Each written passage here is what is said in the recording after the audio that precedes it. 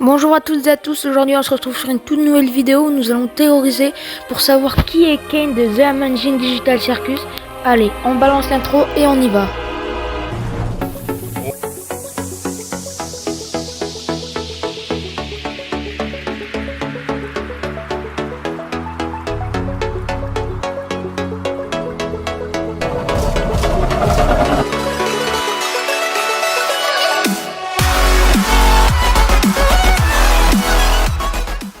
Il y a 7 jours, l'épisode 8 de The Amazing Digital Circus est sorti et nous apprenons beaucoup de choses sur Kane. Durant l'épisode, nous pouvons voir Kane s'énerver à plusieurs reprises et s'est transformé comme ces deux images que vous voyez à l'écran. Cette transformation me fait énormément penser à Bill Cipher dans Gravity Falls. Dans l'épisode final, il s'énerve et se transforme à peu près comme ça.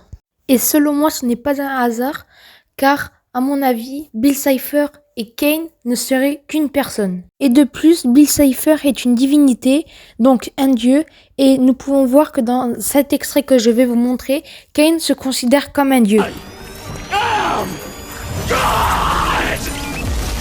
Donc nous pouvons voir un point commun entre les deux. Et en plus, il y a d'autres points communs.